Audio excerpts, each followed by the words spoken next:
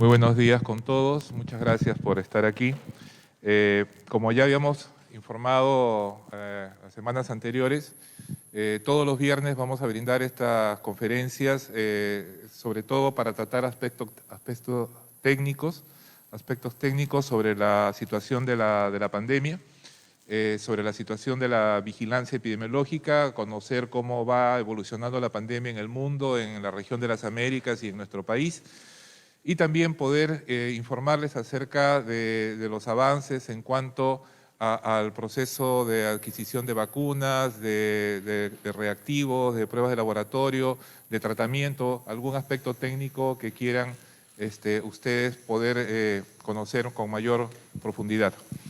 Lo primero que quiero compartirles es la situación en el mundo, como pueden ver en la lámina que está presentándose.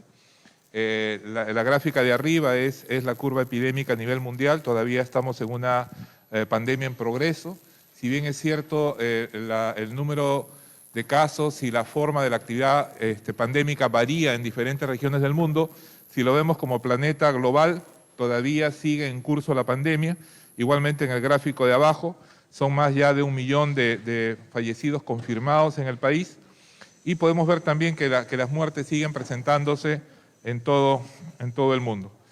Cuando vemos en este gráfico podemos ver en diferentes colores de esa curva epidémica que sigue en evolución. El color amarillo, que es el continente americano, tanto América del Norte, América Central, América del Sur, sigue siendo la región del mundo con mayor número de casos, seguido de Europa. Ahora es Europa el que está en el color verde claro, donde, si pueden ver, en las últimas semanas es donde Europa tiene ya mayor cantidad de casos que la zona asiática, ¿no? Y se convierte, después de las Américas, en el segundo escenario. Vamos a ver rápidamente el reporte de la Organización Mundial de la Salud en cada uno de los países, principalmente en Europa, donde está la pandemia con mayor importancia en estos momentos, con una segunda ola activa, ¿no? Aquí podemos ver a Bélgica. Este gráfico de arriba es el número de casos. Esta fue la actividad epidémica que tuvo entre marzo y abril. Disminuyó mucho durante junio, julio, y empezó nuevamente a incrementarse en agosto, y ahora tiene un pico mucho más elevado que el observado en la primera ola. Y abajo vemos los fallecidos, ¿no? La mayor cantidad de fallecidos se presentaron en la primera ola, y ahora tienen pocos fallecidos que se están presentando en general. Acá vemos Francia. Igualmente, miren, Francia, la segunda ola mucho más grande que la primera, también se está presentando simultáneamente en el tiempo, en la misma época, pero acá abajo vemos los fallecidos. Igual en Francia, muy pocos fallecidos en la segunda ola si comparamos con la primera. España también, aquí podemos ver la primera ola que ustedes todos conocieron a través de los medios de comunicación, gran cantidad de casos, gran cantidad de fallecidos, como podemos ver acá, y la segunda ola, mayor cantidad de casos, pero los fallecidos proporcionalmente son mucho menos que lo observado en la primera ola. Portugal, miren, en Portugal igualmente, Portugal no dejó de transmitirse, o sea, bajó la incidencia después de la primera ola, se mantuvo una transmisión permanente a bajo nivel y nuevamente también ha vuelto a incrementarse. Y abajo vemos los fallecidos, también hay un mayor incremento en las últimas semanas, aunque no dejó de reportarse fallecidos en Portugal. En el Reino Unido vemos que esta segunda ola tiene mayor cantidad de casos que la primera, y cuando vemos los fallecidos también un patrón con pocos fallecidos. Hasta ahora lo que hemos visto en los países europeos, en la mayoría de ellos el patrón es una segunda ola con mayor cantidad de casos que la primera, sin embargo con una menor mortalidad, ¿no? Con menor cantidad de fallecidos. Sin embargo, no todos los países tienen ese patrón. Quiero mostrarles la Federación Rusa. La Federación Rusa no dejó de haber casos, o sea, disminuyó después de la primera ola, pero como pueden ver, hay presencia de casos de manera continua. Sin embargo, ahora se está incrementando notablemente, al igual que otros países de la zona europea. Sin embargo, cuando vemos los fallecidos, en el caso de Rusia, sí se han incrementado los fallecidos, ¿no? Sí hay un incremento de fallecidos también, Por lo tanto, no podemos asumir que la segunda ola va a ser igual en todos los países, que va a ser similar a Europa, que va a tener gran cantidad de casos y pocos fallecidos, porque estamos viendo que hay otros países donde también se incrementan los fallecidos. Y esto que estamos viendo para Rusia, miren para Ucrania. En Ucrania la primera ola fue muy pequeña y ahora está en un incremento grande y la cantidad de fallecidos en Ucrania supera al observado en la primera ola. Y en Polonia, como pueden ver en Polonia igual, la primera ola fue muy pocos casos y ahora hay una gran cantidad de casos y los fallecidos también se están presentando con una mayor frecuencia de lo que se ha observado en la primera ola pandémica. Como ustedes saben, las pandemias históricamente se han comportado así. En la pandemia de la gripe española entre 1918 y 1920 existieron 3 olas pandémicas, 3 olas pandémicas. Según las referencias históricas, aquí en el Perú se presentaron la segunda, que fue la ola de 1919, y la tercera, que fue la de 1920, con una grave repercusión también en la mortalidad. Es decir, pueden observarse en el país comportamientos similares a los observados en Europa. Las pandemias son impredecibles, no podemos asegurar que va a ocurrir la segunda ola pandémica, pero tampoco podemos negarlo. Nuestra actitud responsable como Ministerio de Salud es tomar todas las medidas para prepararnos lo mejor posible para estar en alertas y enfrentar una eventual segunda ola pandémica. Miremos lo que está pasando en el continente. Miren Canadá. Canadá, después de haber tenido igual una primera ola de actividad pandémica, disminuyó y ahora ya está volviendo a incrementarse. Prácticamente Canadá ya tiene una segunda ola y también con un incremento de fallecidos, aunque mucho menor que lo observado en la primera ola pandémica. Y abajo vemos Estados Unidos. Estados Unidos ha tenido un comportamiento fluctuante, una primera parte de la epidemia pequeña, después se incrementó, empezó a disminuir y nuevamente está presentando un pequeño incremento en las últimas semanas. En Sudamérica, la mayor cantidad de los países tiene una tendencia a disminuir. Arriba son los datos de Brasil. O sea, Brasil está en tendencia a disminuir, todavía tiene gran cantidad de casos y fallecidos, pero ya está disminuyendo. Y donde se ha observado ya un pequeño pico de incremento es en Colombia. Miren, esto es Colombia, datos actualizados hasta el día de ayer, estaba disminuyendo igual que Perú y acá podemos ver en las últimas semanas un pequeño pico de incremento en Colombia y en los fallecidos también vemos una tendencia como a volverse horizontal. El Centro Nacional de Epidemiología y Control de Enfermedades está haciendo un seguimiento muy cercano de todo lo que está ocurriendo en los diversos países del mundo y especialmente en Latinoamérica para estar al tanto de cuál es el comportamiento en regiones que empezaron la pandemia más temprano. En cuanto a nuestro país, vamos a ver ahora los datos de nuestro país. Hasta la fecha se han hecho pruebas a más de 4 millones de personas en el país, lo que ha permitido identificar 862.417 casos sintomáticos, es decir, con enfermedad que han sido positivos a la prueba, ¿no? Lo que nos da una positividad acumulada de 20.6%. Es decir, 1 de cada 5 personas muestreadas en el país ha sido positiva en el acumulado, ¿no? La mayor parte de las personas ya ha sido dado de alta clínica o epidemiológica y hasta la fecha tenemos 33.648 defunciones confirmadas. Más adelante les voy a comentar algo más sobre las defunciones. Esto como datos principales. Cuando vemos la tendencia de la curva peruana, esto ya lo hemos comentado antes, ¿no? Tuvimos un primer pico que se presentó cuando recién empezó la epidemia, afectó la costa central del país, Lima, Callao, se extendió hacia la costa norte, Lambayeque, La Libertad, Piura fueron afectados. Después pasó a la Amazonía, recordemos los brotes importantes en la ciudad de Iquitos, en Pucallpa.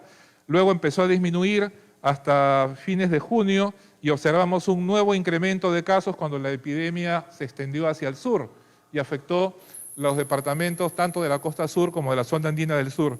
Y la tendencia actual es a disminuir el número de casos. Este gráfico es el número de casos diarios, está en una tendencia permanente a disminuir. Siempre los casos de los últimos 12 días los colocamos así en proceso de actualización porque de las regiones va llegando la información continuamente y se va actualizando la información. Cuando lo vemos por semanas epidemiológicas, en la semana 32 llegamos a tener más de 57.000 casos confirmados en una sola semana, la tendencia está disminuyendo, ¿no? En la semana 41, que ha sido la semana pasada, tenemos 5.372 casos y sigue la tendencia a disminuir. En cuanto al número de distritos que ya no reportan casos en el país, igualmente la tendencia está cada vez menos distritos tienen casos y los distritos sin casos van aumentando, ¿no? Entonces ya el mapa se va aclarando en el país, tenemos menos distritos que reportan casos confirmados.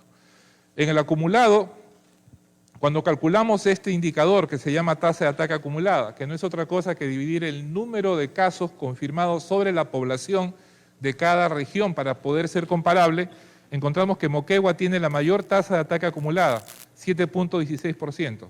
7% de la población de Moquegua ha sido reportado como un caso confirmado de COVID-19. Y este es el ranking, el que tiene menos casos es Apurímac, son Puno y Apurímac, que fueron también los últimos departamentos en ser afectados.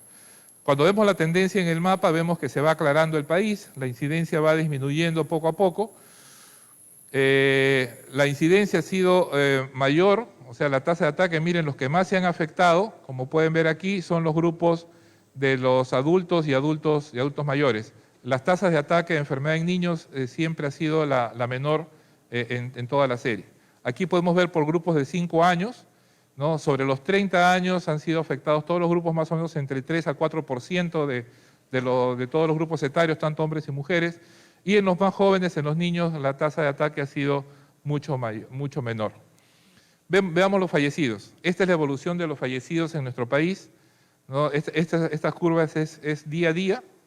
Llegamos a tener en un momento, se sobrepasó los 400 fallecidos diarios, tuvimos varias semanas con entre 350 a más fallecidos diarios y empezó a descender y sigue el descenso continuo en el número de fallecidos a nivel nacional. Acá vemos lo mismo por semanas epidemiológicas, ya la tendencia es al descenso. Y cuando lo vemos por regiones naturales, la costa fue el que tuvo el pico más alto de mortalidad inicialmente, después viene la zona amazónica y ahora igual a la zona andina que se expresó más tardíamente, todas las regiones, cuando vemos por regiones naturales, la tendencia es a disminuir el número de fallecidos. Les hablábamos que tenemos en el país 2 sistemas de captación de información.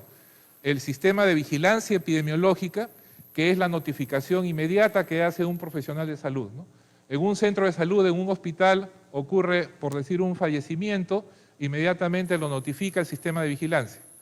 Tenemos otra ruta, que son los certificados de defunción, ¿no? Que el médico llena un certificado de defunción e ingresa al sistema de SINADEF, ¿no? Hasta la fecha, la información así, digamos, cruda, en global, sin depurar, a través de SINADEF, que está aquí en esta columna, se han identificado 74.075 defunciones que tienen el diagnóstico de COVID-19, independientemente si tiene o no tiene prueba de laboratorio.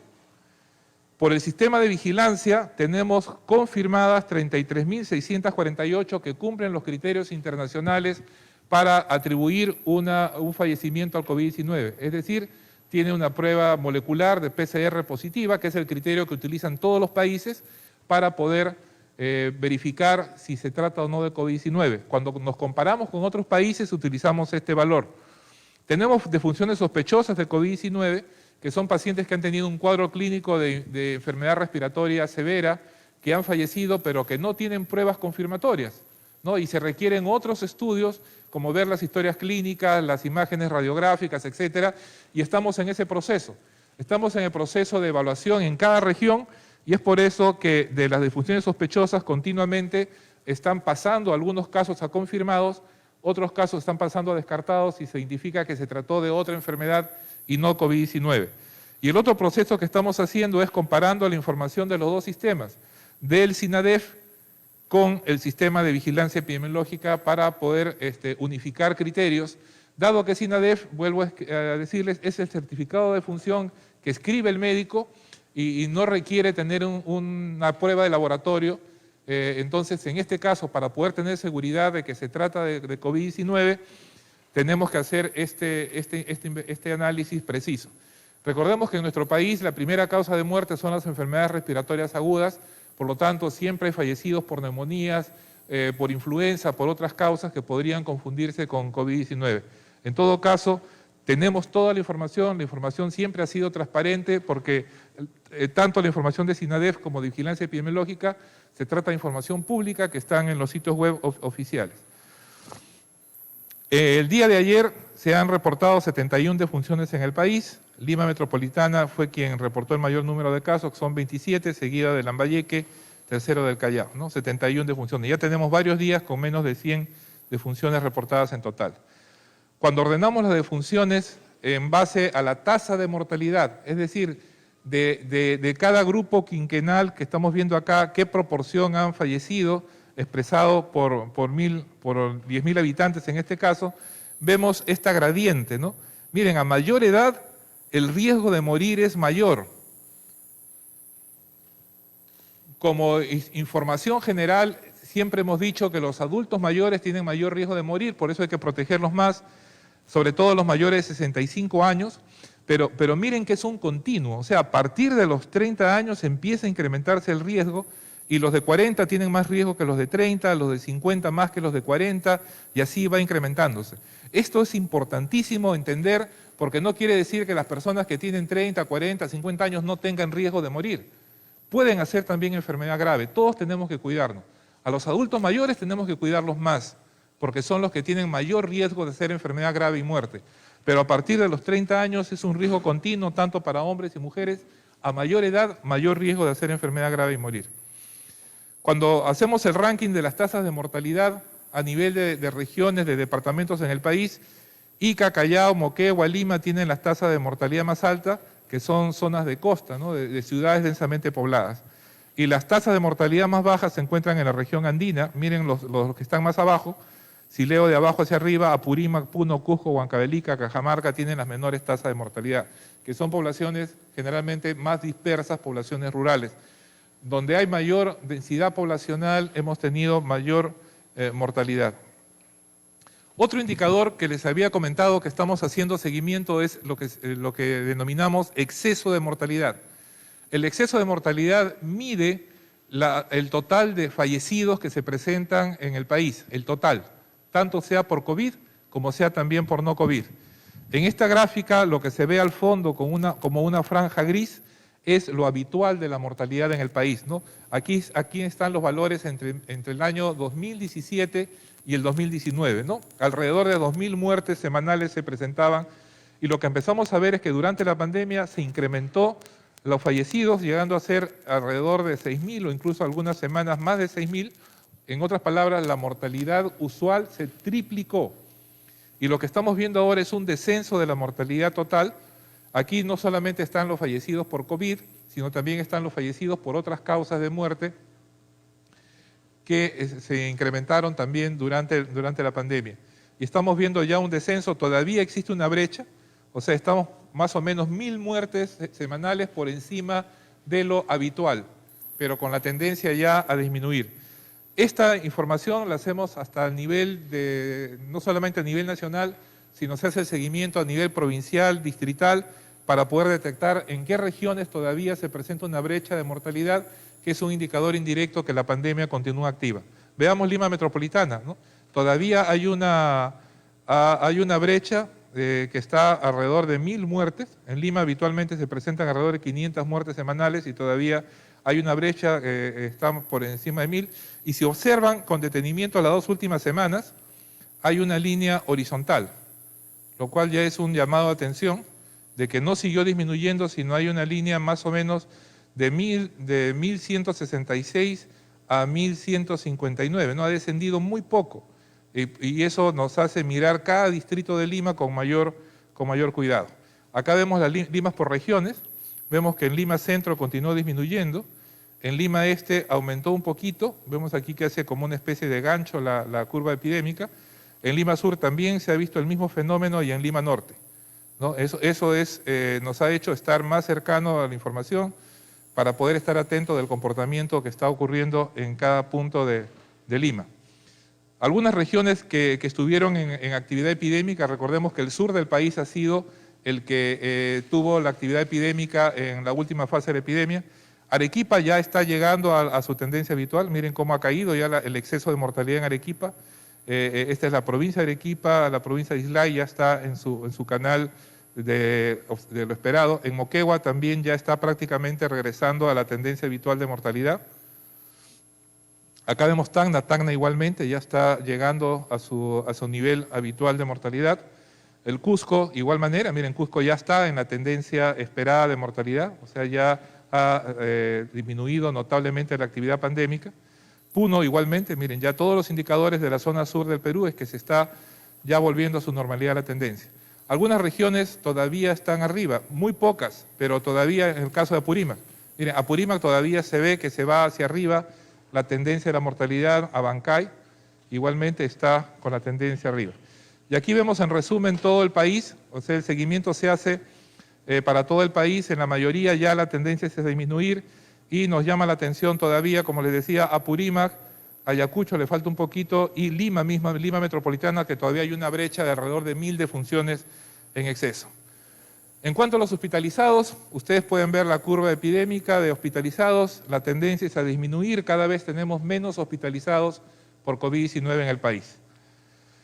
Y en cuanto a la positividad de la prueba, igualmente, ¿no? Miren, lo que está más oscuro es cuando la prueba, de 100 personas que se le tomaba la prueba, más del 30% salían positivos.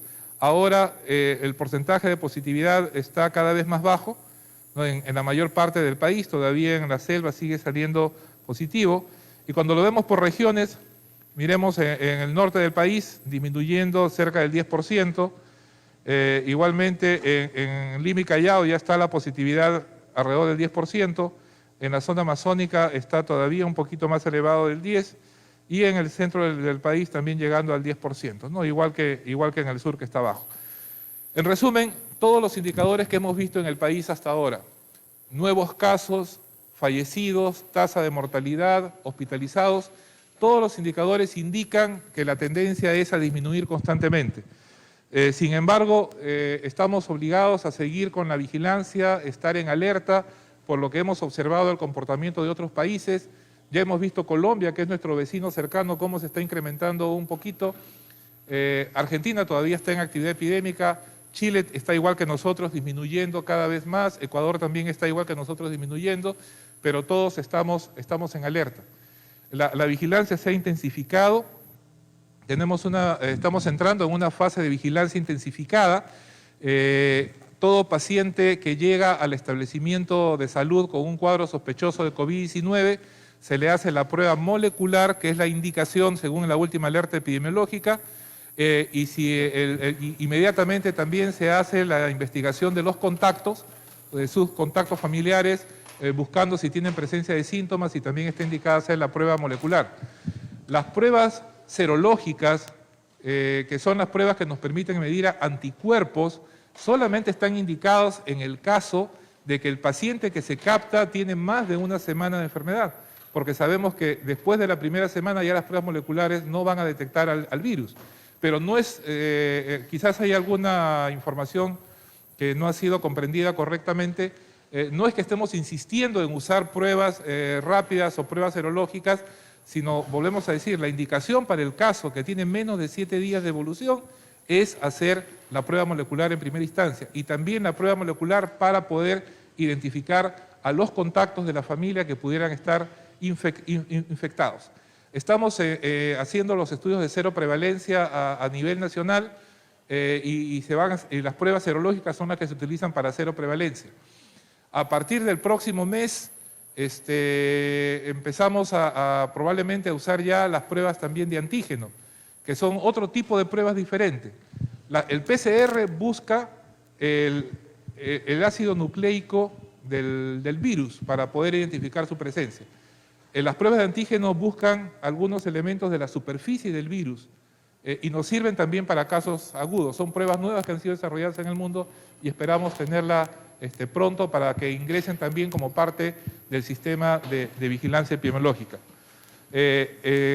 Como les había comentado en las reuniones anteriores, estos días informativos, los días viernes, me acompañan los directores especialistas en diferentes áreas.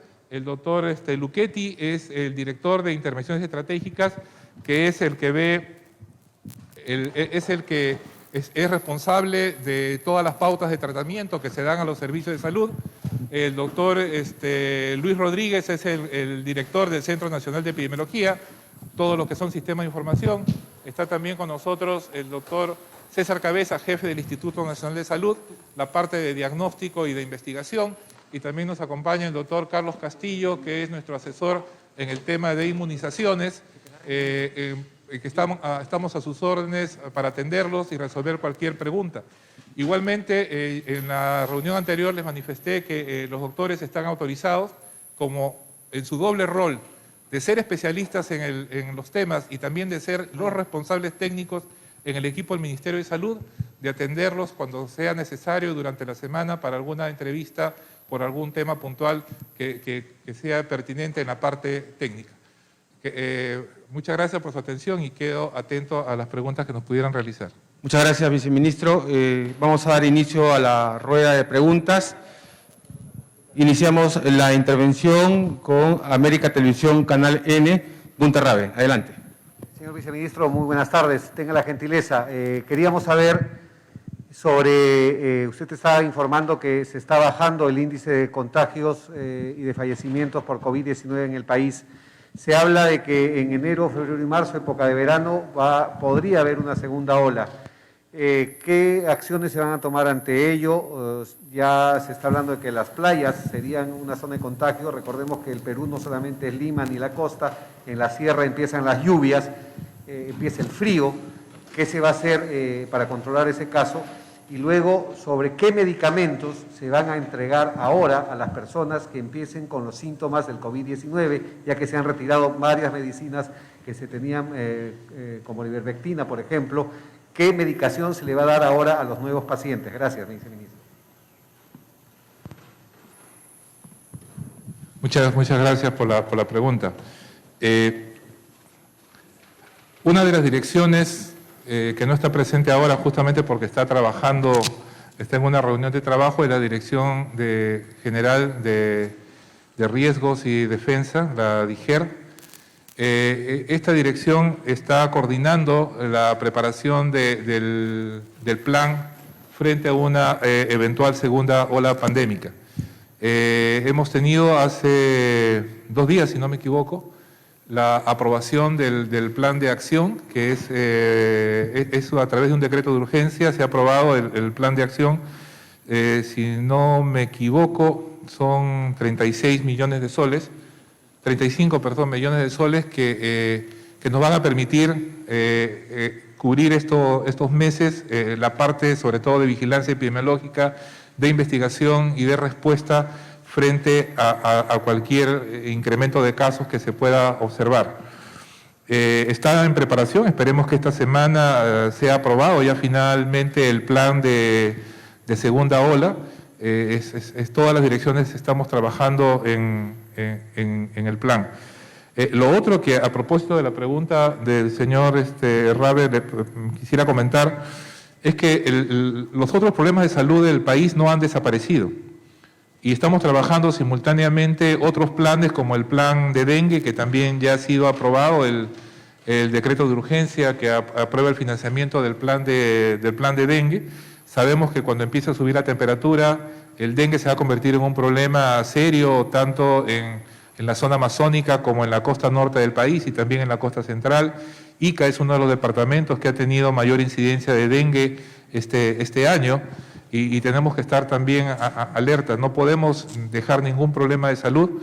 Todos los programas de salud del Ministerio están activados. En estos momentos se está haciendo un taller también importante por la semana de lucha contra el cáncer.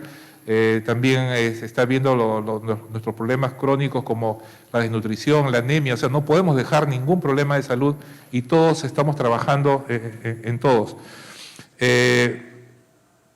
Todo el plan va de la mano del plan de reactivación.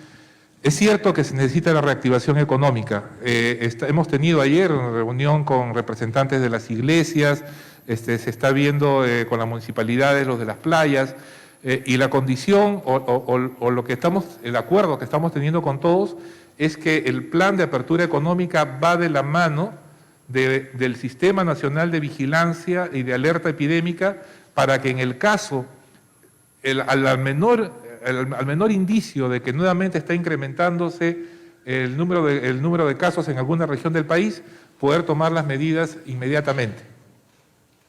Hemos tenido también esta semana reuniones virtuales con epidemiólogos de Europa, con los que hemos estado conversando, y todos coinciden, ¿no?, de que uno de los factores comunes que ha tenido en Europa ha sido que el exceso de confianza de la población.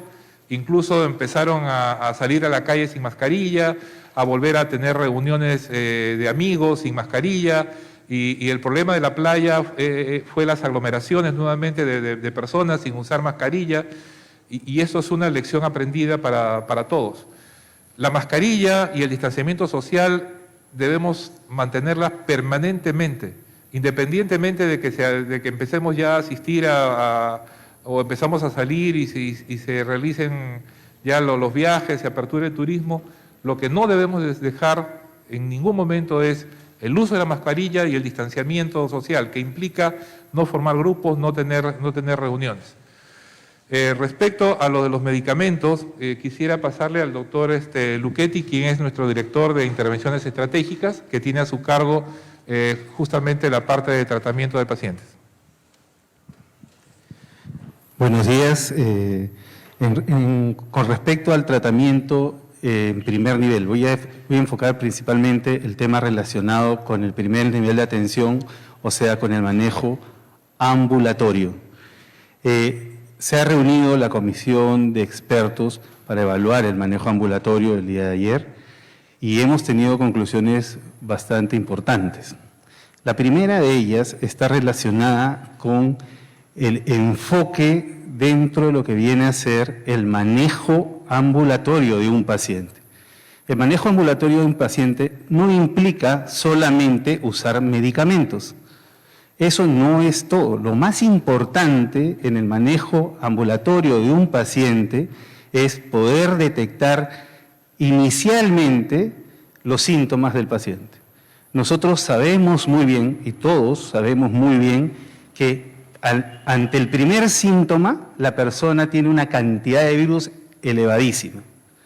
Eso quiere decir que si yo no controlo la movilidad de esa persona, entonces voy a diseminar la enfermedad a nivel de familia y a nivel de sociedad. Por lo tanto, el primer enfoque que tenemos que tener en el manejo ambulatorio es detectar los casos. Y la detección de casos no va por el manejo del médico, sino va a nivel familiar. Hoy día me levanto y veo que tengo molestias de tipo respiratoria principalmente, entonces yo tengo que buscar ayuda, ¿no?, para poder saber si lo que tengo es una infección por COVID, o si estoy en una zona donde hay dengue, como dijo el doctor Suárez, ver si tengo dengue o tengo otra enfermedad. Entonces, en ese sentido, yo tengo que detectar y buscar la ayuda.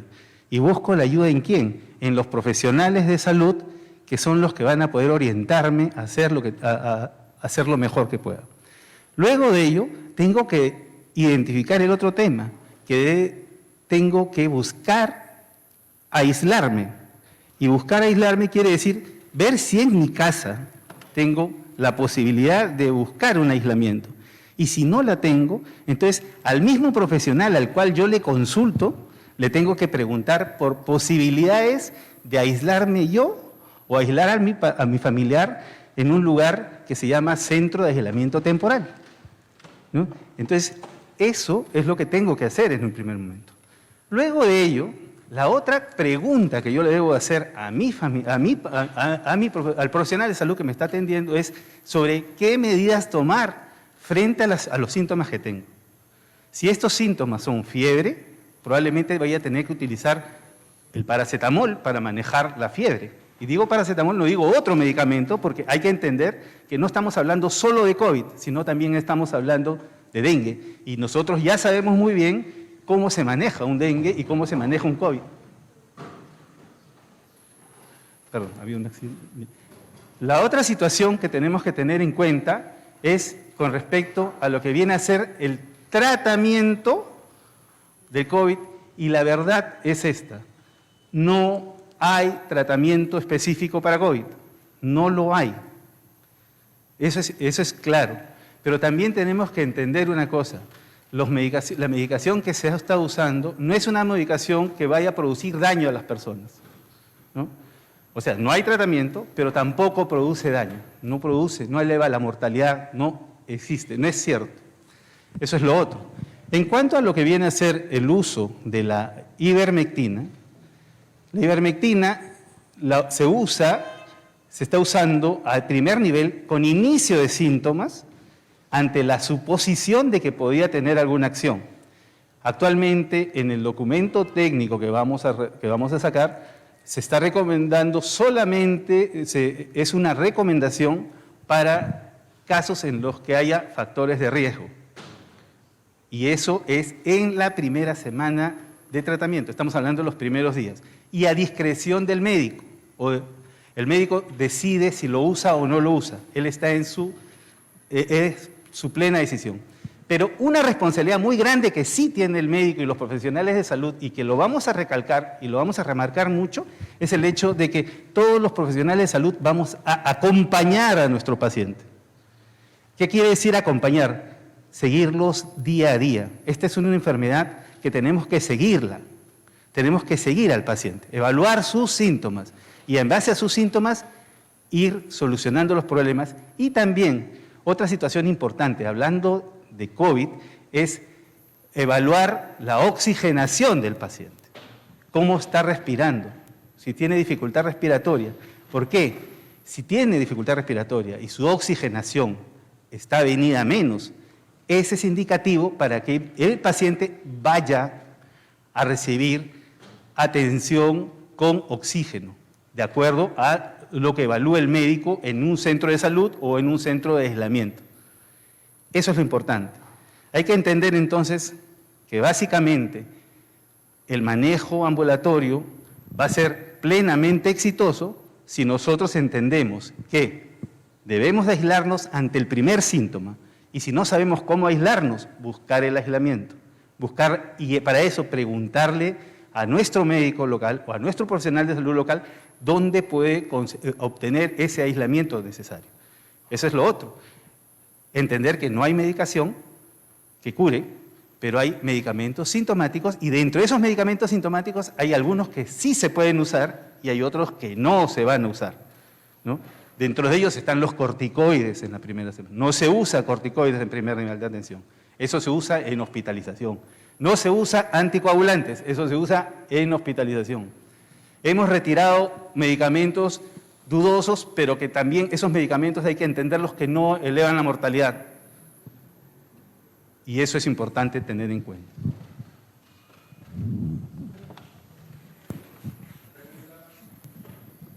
Pregunta de Panamericana Televisión, Brian Matías.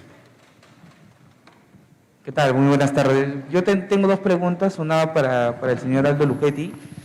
Que sea, no sé si podría ser un poco más puntual en cuanto a la pregunta que le habían realizado respecto a cuáles son los medicamentos que se utilizarían en el tratamiento para ayudar a contrarrestar de cierta manera o conllevar el COVID-19. Hablaba del paracetamol, no sé si nos puede dar otros ejemplos de qué medicamentos se utilizarían en este tratamiento. Y para el viceministro quería que nos dé más detalles de esta nueva prueba que se pondría en marcha. No me acuerdo el nombre que había mencionado, que era muy similar a la prueba molecular rápida.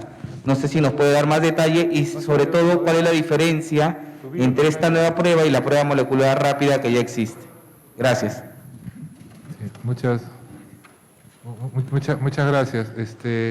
Quiero pedirle al doctor Cabezas, que está presente con nosotros, para que explique justamente la diferencia de las pruebas, qué es lo que busca cada prueba y su utilidad, y después el doctor Luchetti para que complemente la pregunta sobre el tratamiento. Sí, bueno, solo gráficamente, espero que no se aburran porque la vez pasada ya lo mostré. Este es el virus, el coronavirus, y en la parte externa, tiene estas espículas que le dan la forma de corona, ¿ya? Y por eso se llama coronavirus. Entonces estos antígenos pueden ser detectados por una prueba que se llama prueba antigénica. ¿No? Por favor. Y en el interior del virus está el material genético, que es el ARN. Así como nosotros los humanos tenemos ADN, él también tiene derecho a tener su material genético, que es el ARN. Y este ARN, ¿cómo se detecta? Con la prueba molecular. Y hay diferentes pruebas moleculares, no solo hay una, que detectan esto. Por ejemplo, en el Instituto Nacional de Salud se ha determinado una prueba que se llama LAMP, que es una prueba más simple, que dura menos tiempo y que ya se está usando. Entonces, hay el PCR habitual que lo usamos también. Entonces, la diferencia es que las pruebas moleculares detectan la presencia del material genético, por lo tanto nos dice que el virus está ahí. Y el otro es el antígeno en la parte externa. Entonces, ambas pruebas nos dicen que están detectando la presencia del virus. Sin embargo, cuando un microorganismo entra a un organismo, a una persona, formamos defensas, son los anticuerpos. Y esos anticuerpos van a aparecer a los 5 o 7 días después de haber tenido contacto con el virus. Y esos anticuerpos se forman ¿para qué? Para defendernos de otra infección secundaria. Y las vacunas también juegan ese rol. Las vacunas simulan que son el virus, sean sus antígenos o su material genético, simulan, forman anticuerpos. Entonces, cuando viene un virus salvaje, el anticuerpo lo que hace es neutralizar.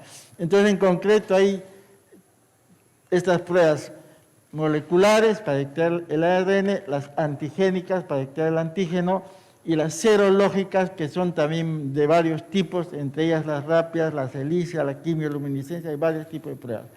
Entonces, en este caso, lo que nos interesa es detectar que el virus está. Hacemos la prueba molecular y la prueba antigénica. Ya pasó una semana, como dijo nuestro viceministro, después de la infección, la serológica que va a detectar IgM. Todas estas pruebas sirven, pero cuando se usa de manera racional.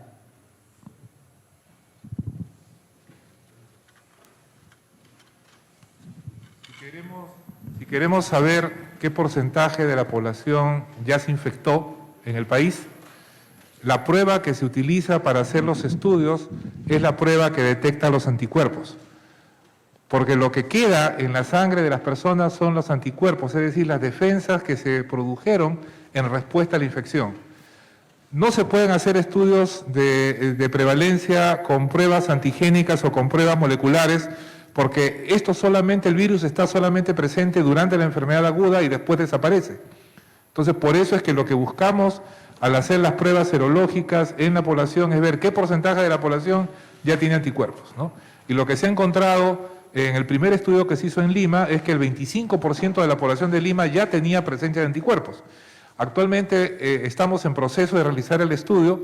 Es probable que la prevalencia promedio del país esté alrededor del 30%, lo cual significa que, si bien es cierto, ya tenemos 30% de la población con anticuerpos, todavía nos queda la mayor parte, más del 70% de la población que no ha estado infectada.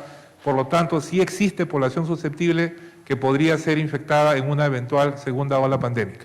Le paso al doctor Lucchetti para responder a la parte de pregunta del tratamiento.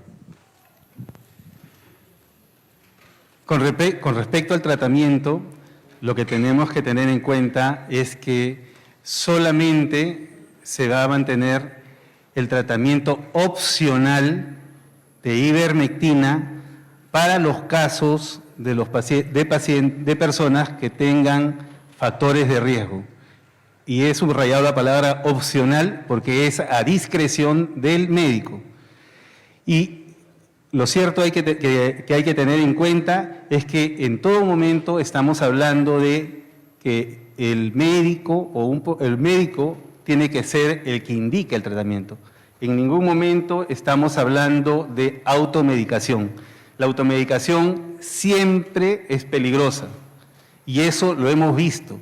Muchos casos muy severos que han aparecido en los hospitales ha sido porque las personas se han automedicado con, valga la redundancia, con medicamentos que solamente los puede prescribir el médico y controlar el médico. Y uno de ellos son los corticoides.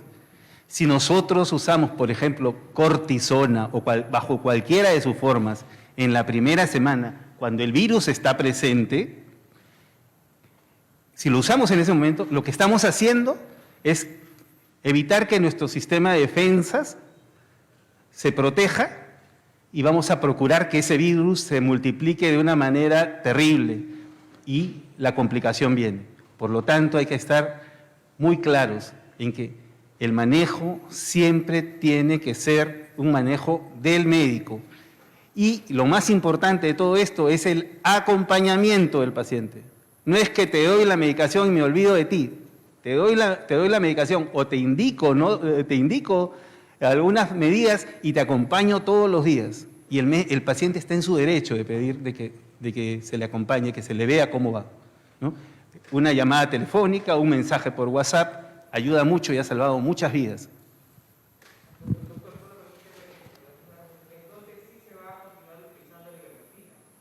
En opcional, en pacientes con factores de riesgo y a discreción del médico. Diario del Comercio, Gladys Pereira. Sí, solamente para precisar, el tratamiento del COVID-19 en cualquier parte del mundo en estos momentos no tiene un medicamento específico que se pueda decir es un antiviral para el COVID-19. Existen varios tratamientos experimentales, ¿no? Si ustedes revisan, por ejemplo, qué medicamentos se están usando en Cuba, van a encontrar una serie de medicamentos que solo se utilizan en Cuba porque han sido desarrollados por sus propios laboratorios, diferentes. En Estados Unidos se están usando una serie de medicamentos experimentales. Lo que le han dado al presidente Trump en Estados Unidos también es una combinación de medicamentos basados en anticuerpos monoclonales que también son experimentales y también se están usando en Europa en diferentes partes del mundo. O sea, a la fecha no hay un tratamiento específico. Dentro de los que se ha visto indicios de que podría tener beneficio y hay algunas primeras experiencias que sí nos dicen que podría haber cierto beneficio, está la ivermectina, pero en pacientes no hospitalizados, es decir, pacientes leves y que tienen alguna comorbilidad. ¿Qué quiere decir eso? Si llega un paciente y es hipertenso o tiene diabetes, etcétera, tiene una enfermedad en esos pacientes porque tratamos de darle algún tipo de beneficio, ¿no? Pero siempre, y permítame recalcar lo que ha dicho el doctor Luchetti, es decisión del médico tratante que evalúa las condiciones de su paciente y la utilidad del tratamiento. No estamos fomentando la automedicación bajo ninguna forma. Por favor. Pregunta del Diario El Comercio, Gladys Pereira. Buenas tardes. Quería saber si pueden especificar cómo se va a realizar la vigilancia para detectar los casos tempranos, en vista que usted presentó algunos cuadros donde se indicaba que hay un incremento de positividad, por ejemplo, en algunos distritos de Lima. Además, si es posible, la distribución de pulsioxímetros, precisamente para detectar los problemas de oxigenación temprana. Y también respecto a los casos sospechosos de muerte por COVID, ¿hay una fecha estimada de cuándo se podría terminar de evaluar esos 12.000 casos que todavía se encuentran sin confirmación? Okay. Sí, voy a pasar al doctor Luis Rodríguez, director del Centro Nacional de Epidemiología. La vigilancia es a partir de los casos que llegan a los establecimientos de salud. Esto se ha estado trabajando y se está trabajando de manera continua, permanente a través de cada establecimiento. En este momento de caída y de baja de casos, lo que se está planteando es hacer la vigilancia centinela de las infecciones respiratorias agudas, especialmente en adultos, y otras virus respiratorios, que básicamente lo que nos va a hacer es identificar rápidamente en qué lugares podríamos estar teniendo nuevamente circulación del virus. Tenemos ya establecidos en el país 21 establecimientos de salud inicialmente. Estamos trabajando ahorita en la reactivación para llegar a todos los establecimientos, por lo menos uno en cada una de las regiones, para poder identificar en qué momento estos casos activos puedan ingresar nuevamente a los hospitales. Igual va a pasar con la vigilancia de las infecciones respiratorias agudas graves, a las que se les tiene que tomar un hisopado, a fin de poder buscar casuísticas sobre eso. Y ahí tenemos un aporte de OPS, que en este momento está haciendo una propuesta para una vigilancia integrada, no solamente en este caso COVID, sino también de otras enfermedades, porque estamos teniendo incremento también de dengue en las zonas de selva. Sobre el tema de las muertes, está esto en proceso, ya tenemos un avance, en algunas regiones se han terminado, como la de Tumbes, Lambayeque también nos había enviado parte del avance de la reclasificación de las muertes, y lo mismo está ocurriendo con el resto, que están a un 70-80%. Calculamos que en una semana, 10 días, deberíamos estar terminando para poder pasar esta información y poder hacer esta reclasificación, porque como le mencionó el señor viceministro, existe este grupo de muertes del SINADEF, están registradas, pero no tienen necesariamente una prueba confirmatoria. Y hemos encontrado y estamos haciendo la búsqueda, cruzando los datos con el DNI de cada una de estas personas. Rocío Pachari, Televisión Nacional del Perú.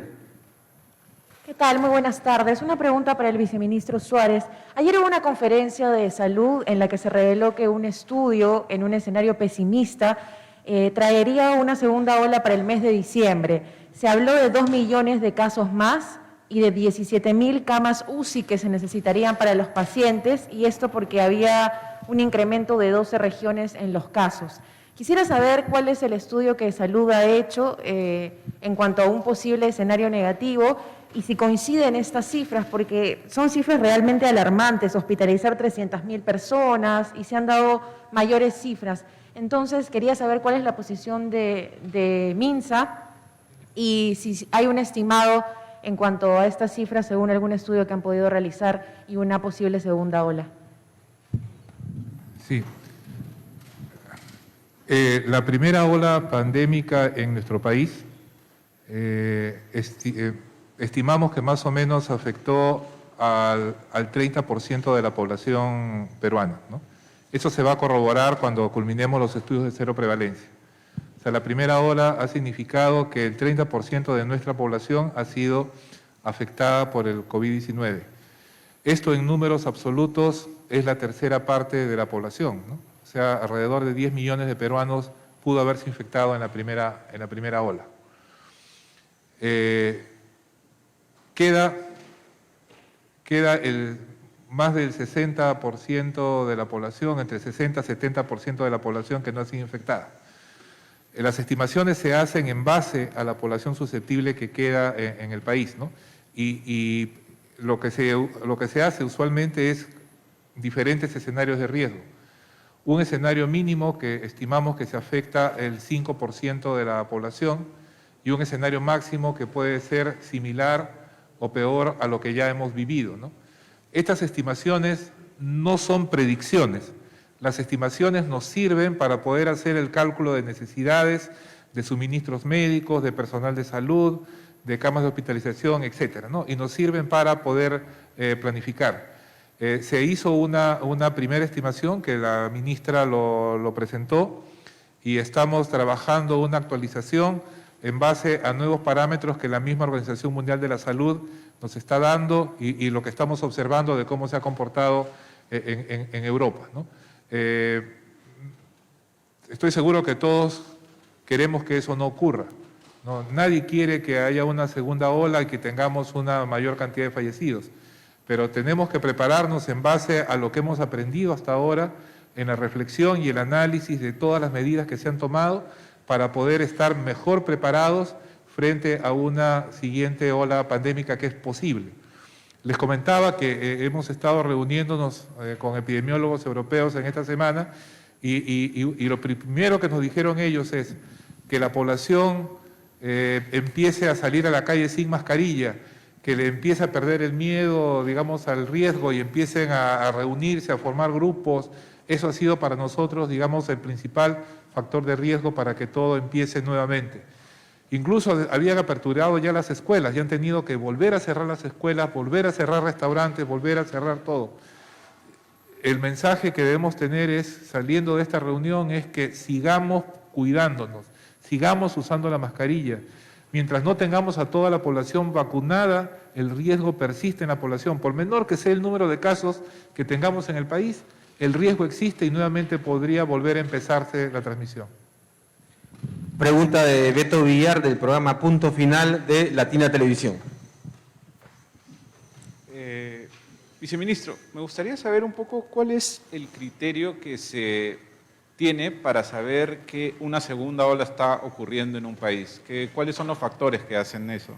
Y también cómo es que está el tema de hospitales y de camas UCI y todo lo que tiene que ver con enfrentar una segunda ola. ¿Qué proyección han hecho al respecto? Gracias.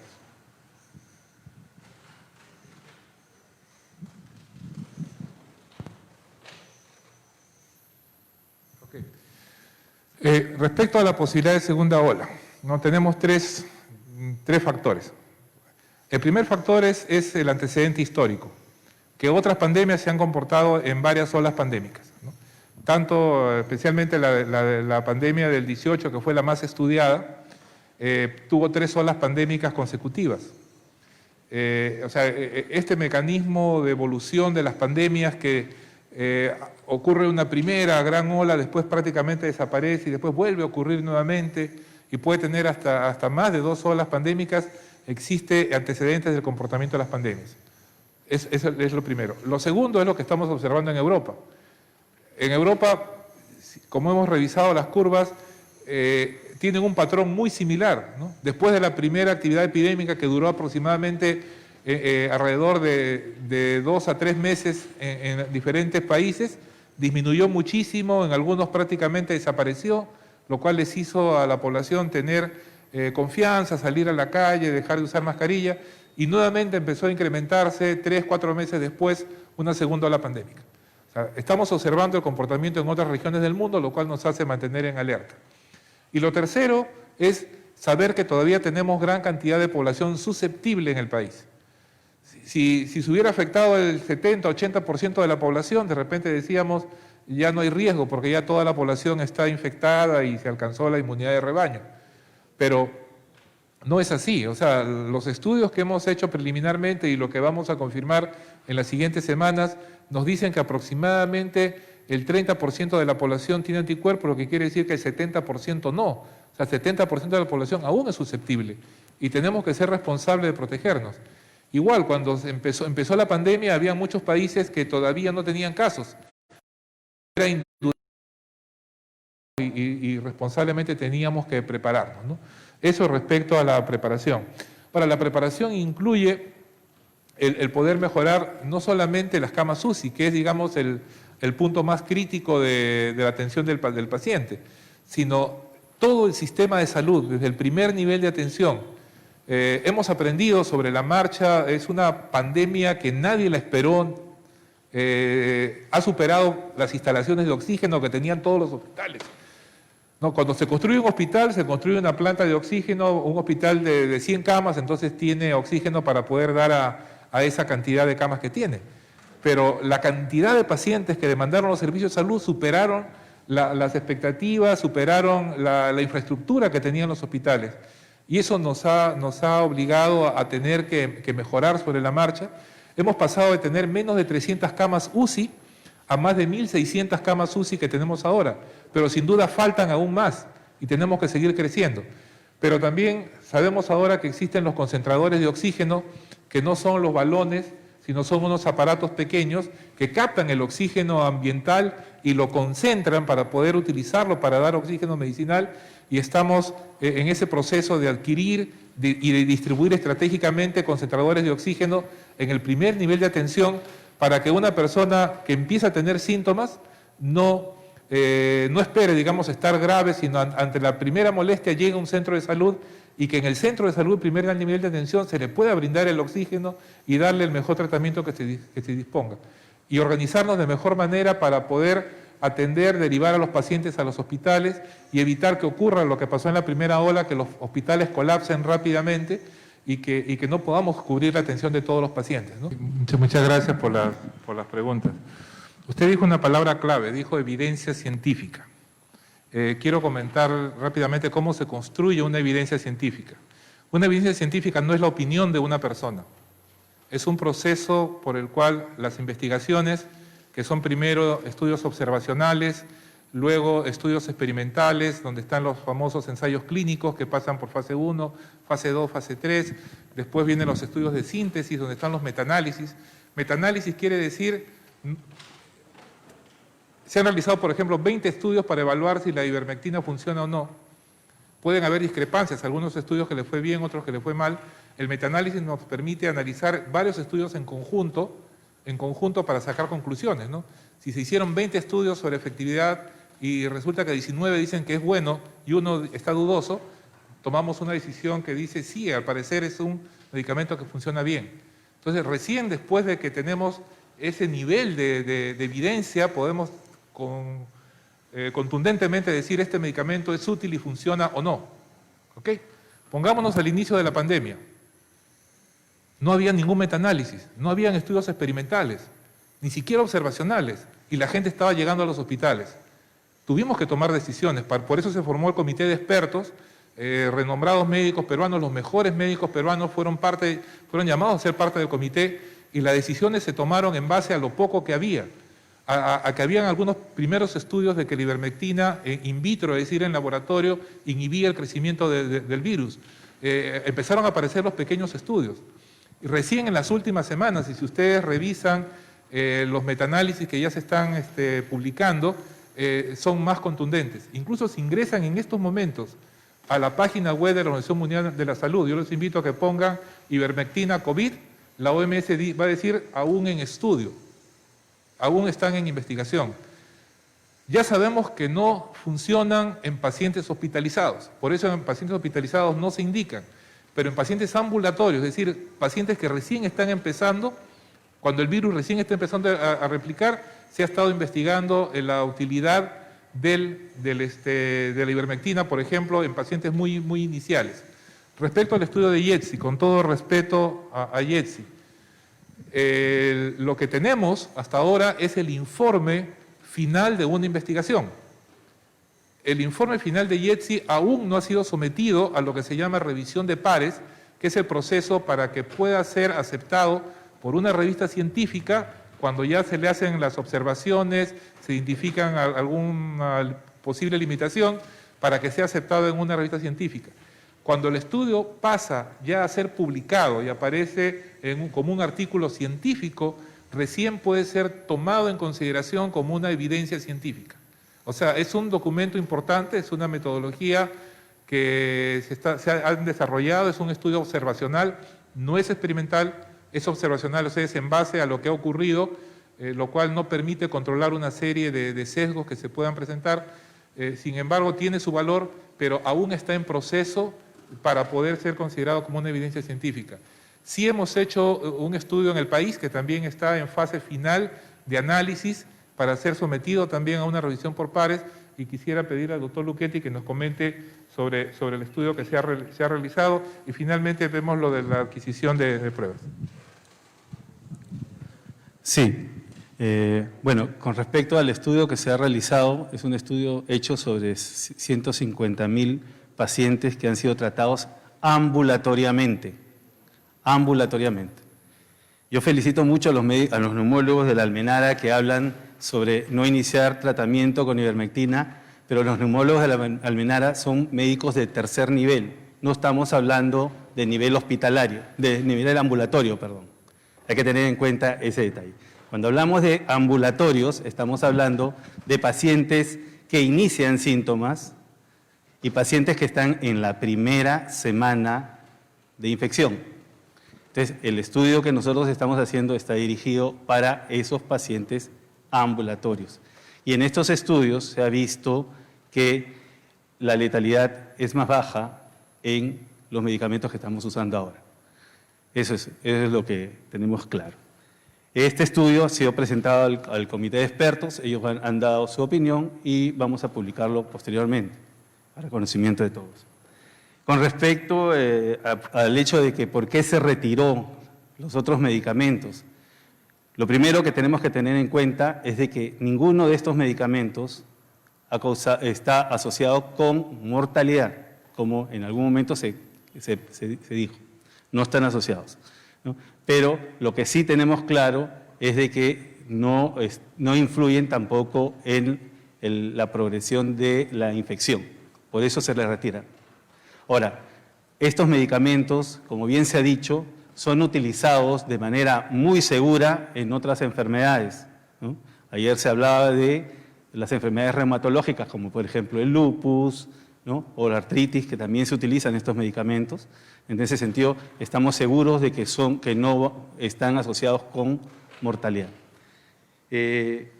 Básicamente ello. Nosotros hemos continuado con ivermectina en ese sentido y por eso la estamos indicando solamente para pacientes con factores de riesgo en el manejo ambulatorio en los primeros días.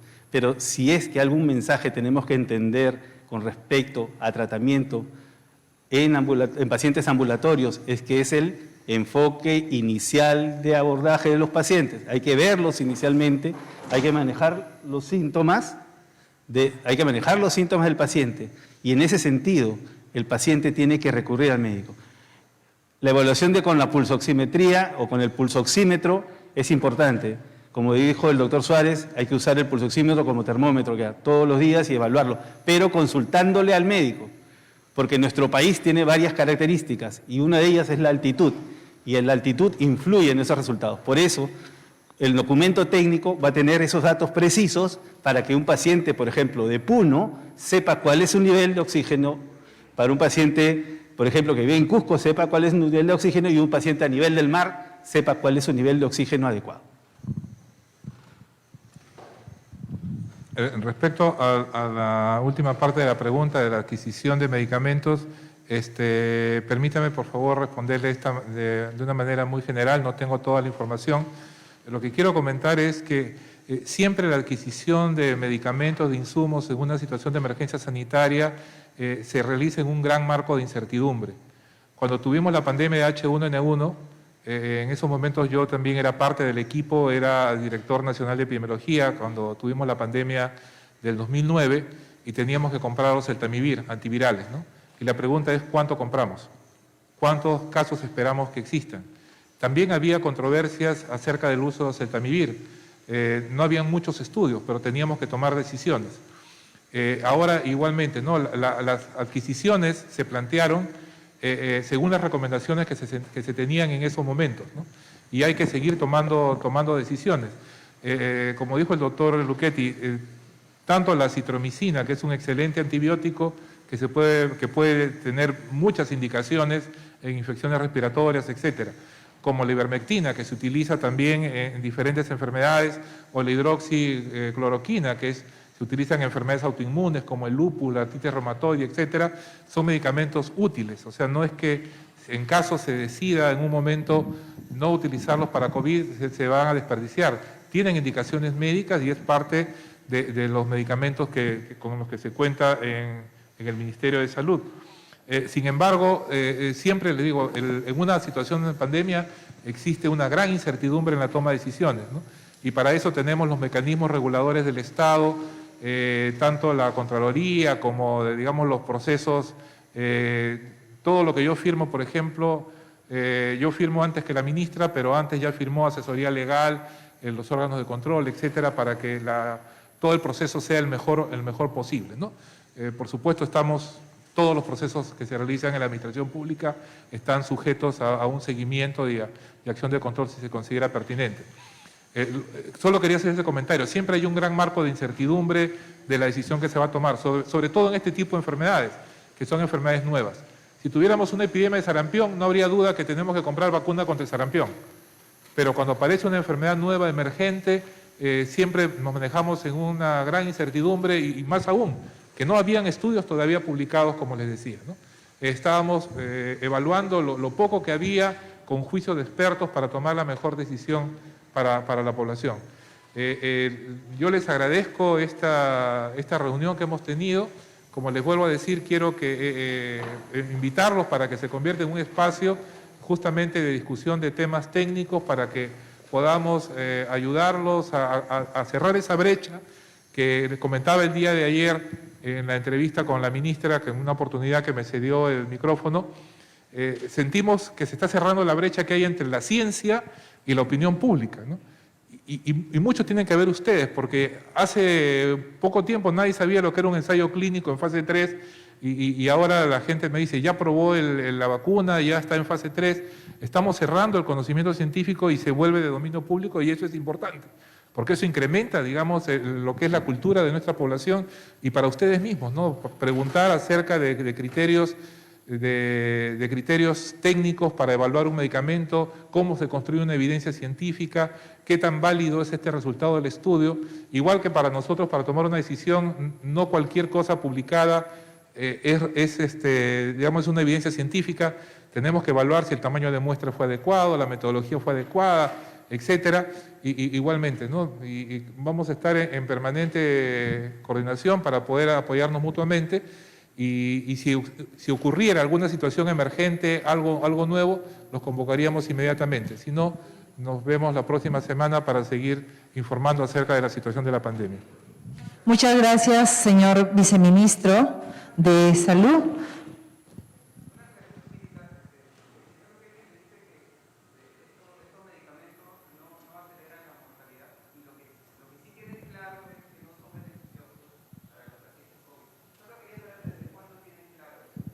No,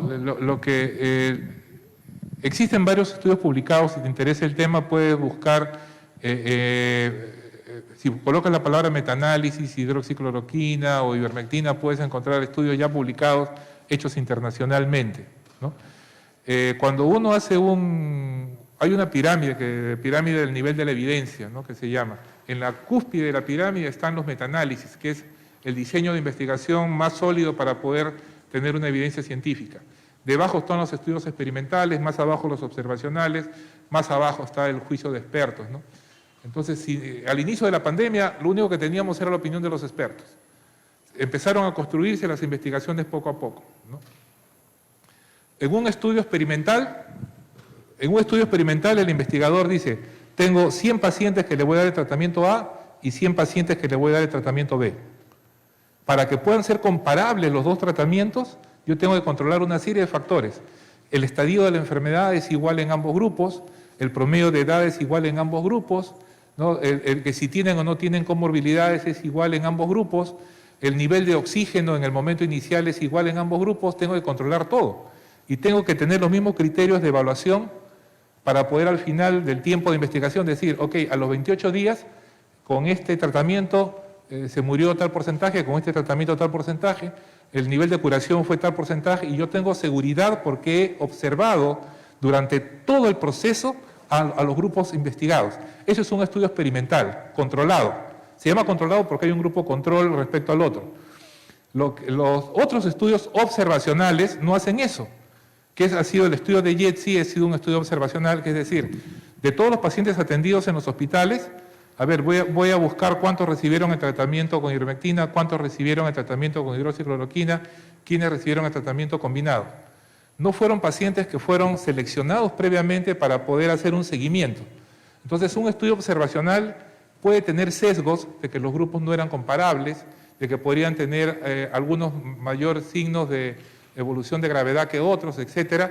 Por eso son estudios observacionales que son un primer indicio de algo que pueda estar sucediendo, pero no nos permiten sacar conclusiones, digamos, tajantes al respecto, ¿no?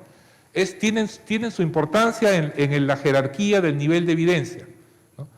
Ese estudio va a ser procesado, va a ser revisado por pares y vamos a saber si es realmente eficiente y qué posibles sesgos tendría. Pero no, si usted revisa, vuelvo a decirle, revise todos los estudios que están ya publicados, va a encontrar que no hay un incremento de riesgo de mortalidad por el uso de ivermectina o hidroxicloroquina. Creo que hay un estudio donde la diferencia no era significativa, había un poquito más, pero que un porcentaje tan alto como 84%, la verdad nos hubiéramos dado cuenta inmediatamente. No creo. Y eso pasa cuando se hacen los estudios observacionales, ¿no? Vuelvo a repetir, o sea, hay que controlar una serie de factores para poder estar seguros, ¿no?, de que el tratamiento es efectivo. Igual con la vacuna, termino con esto. La vacuna, para poder saber si la vacuna es efectiva y segura, está pasando por una serie de ensayos, se está haciendo el ensayo clínico en fase 3, que son estudios prospectivos, que estamos partiendo de vacunar y observar a los pacientes con todos los criterios. Nadie de ustedes se pondría una vacuna que no fue evaluada de esta manera, ¿no? Es decir, tenemos una vacuna que parece que va bien, que le ha ido bien, nadie aceptaría eso. Tendría que ser igualmente que para las vacunas, para poder estar seguros que un tratamiento es beneficioso, igual tiene que pasar por toda la fase de ensayos hasta decir funciona y es seguro, ¿no? Me alegra mucho de que haya este tipo de preguntas porque nos acerca dar a la información pública mayor valor científico y eso nos permite ser más precisos en nuestros comentarios y para nosotros en las decisiones que tomamos. Nuevamente, muchas gracias y esperamos verlo la próxima semana para seguir hablando sobre estos temas. Muchas gracias a nuestro viceministro de Salud Pública, a los directores integrantes de la Mesa de Honor, a todos por su participación. La conferencia de prensa ha concluido. Muy buenas tardes.